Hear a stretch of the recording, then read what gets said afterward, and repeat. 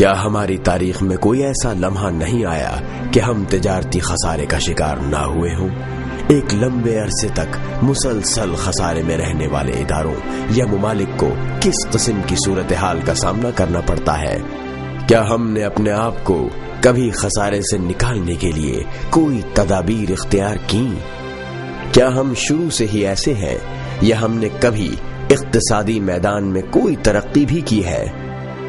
ہم پاکستانیوں کو یہ بھی تاثر دیا جاتا رہا کہ ہم معاشی و صنعتی اعتبار سے بھی بہت زرخیز ملک تھے، لیکن چند نادیدہ وجوہات کی بنا پر ہم اپنے وسائل سے فائدہ نہ اٹھا سکے۔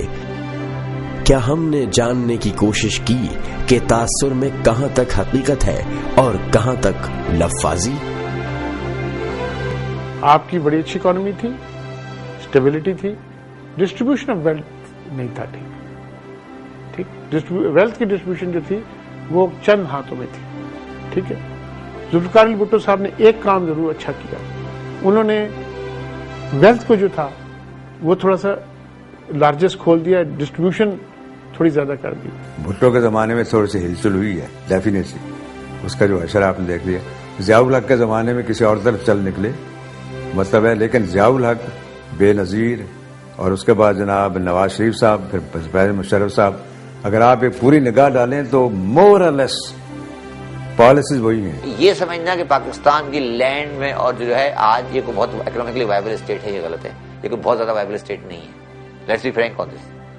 اگر یہ کہتے ہیں نا کہ یہ کوئی بہت ہی وائبل اسٹیٹ تھی اکنامکلی اور ہم نے کوئی خراب کر دیا، یہ کوئی بہت وائبل اسٹیٹ تھی اس وقت جب ہماری 100% گروتھ ہوتی تھی ایگریکلچر کے اوپر۔ آپ کراچی سے ہوائی جہاز پر سوار ہوں، پشاور جائیں تو آپ کو نیچے کلٹیویشن کا میدان نظر آتا ہے، لیکن ہم نے زراعت کی طرف زیادہ توجہ نہیں کی، کسی حد تک کی۔ ایگریکلچر کو ہم نے ایز اے ٹوکن یوز کیا ہمیشہ، تو ایگریکلچر پہ انویسٹ نہیں ہوا، اس وجہ سے ہماری پروڈکٹیوٹی بہت کم ہو گئی۔ پانی آپ کے پاس دریائے سندھ اور اس کے معاملین ہیں، پورا آپ کا جو یعنی دل ہے اور اس کی جو شاخیں ہیں اور ساری ہیں، اس کے علاوہ سے ایک یونٹ ہے، مگر ہم پانی کے معاملے میں جھگڑ رہے ہیں۔ کالا باغ کا مسئلہ، فلاں کا مسئلہ، انڈیا دھڑ ڈیم بنا رہا ہے اور آپ اس پر توجہ نہیں دے رہے۔ انڈیا بھی ہمارے ساتھ ہی آزادی اسی وقت پہ ہوئی اور وہ کہاں سے کہاں پہنچ گئے۔ ہمارے بعد ملیشیا آیا، کوریا آیا، بہت سارے ممالک ہیں جو ہمارے بعد چلے اور کہاں پہنچ گئے، سنگاپور دیکھ لیں۔ تو ہمیں ان سے سبق سیکھنا چاہیے۔ آپ کی جغرافیکل لوکیشن جب آپ نے سوچا ہے کہ بڑی زبردست ہے، جنوبی، شمالی، مشرقی، مغربی ایشیا کے سارے راستے یہاں سے گزرتے ہیں، لیکن آپ نے ٹرانسپورٹ سسٹم ڈیولپ نہیں کیا۔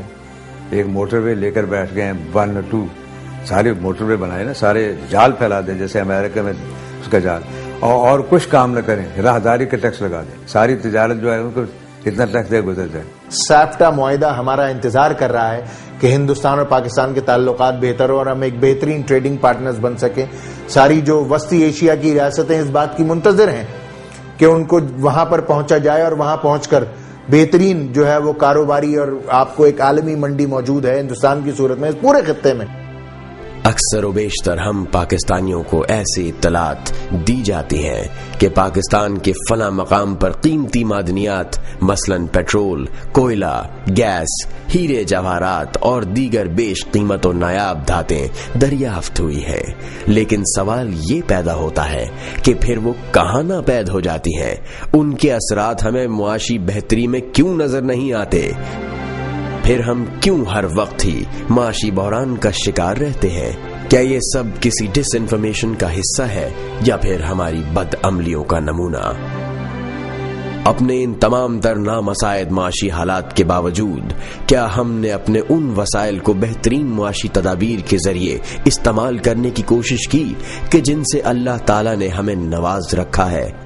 پاکستان کا 3/4 حصہ پہاڑوں پر مشتمل ہے، اور پہاڑوں کے بارے میں جو سیٹلائٹ کے ذریعے زمینی ذخیروں کا پتہ چلا ہے، گیس کی بہتات ہے، پیٹرول کی بہتات ہے، لیکن ظاہر اس کے لیے ڈگز چاہیے، بڑے ہیوی قسم کی مشینری اور کیپٹل چاہیے، وہ آپ کے پاس نہیں ہے۔ انرجی ریسورسز آپ کے ملک میں بتھیرے ہیں، یہ نہیں ہے کہ نہیں ہے، ان کو ٹرانسلیٹ کرنا ہے into energy in every house hold and also in every industries آپ کی جو ہے پیچھے جا رہی ہیں انرجی کرائسس کی وجہ سے۔ اگر آپ نے اپنی پرائرٹیز ٹھیک رکھی، اکنامک پرائرٹیز ٹھیک رکھی، ٹھیک ہے. اور یہ جو تھی نا, یہ جو ویسٹرن آپ نے وہ جو ہوتی نا کہ انپٹ نہ دی, اپنا لوکل آپ نے ہوم گراؤنڈ اپنا انجورٹی کیا. اور دیکھیں جو چیز ویسٹرن آپ کو سوٹ کرتا ہے آپ ضرور لیں, جو نہیں کرتا ہے آپ ڈالیں. ویسٹ کی پالیسی اڈاپٹ نہیں کرنی ہے, ویسٹ سے ٹیکنالوجی لینی ہے. چائنا نے کیا کیا ہے؟ چائنا کے پاس کیا تھا جب ڈینگ زیاؤپنگ آئے تھے؟ ان کے پاس کیا تھا؟ جب سیکنڈ ریفارم شروع کی تھی منموہن سنگھ نے فرسٹ گورنمنٹ میں, ان کے پاس کیا تھا؟ ارلی 90s میں ان کے پاس کیا تھا؟ منموہن سنگھ نے ریفارم شروع کی تھی کہ انہوں نے کہا جی ہم اپنی ہوم گرون پالیسی بنائیں گے.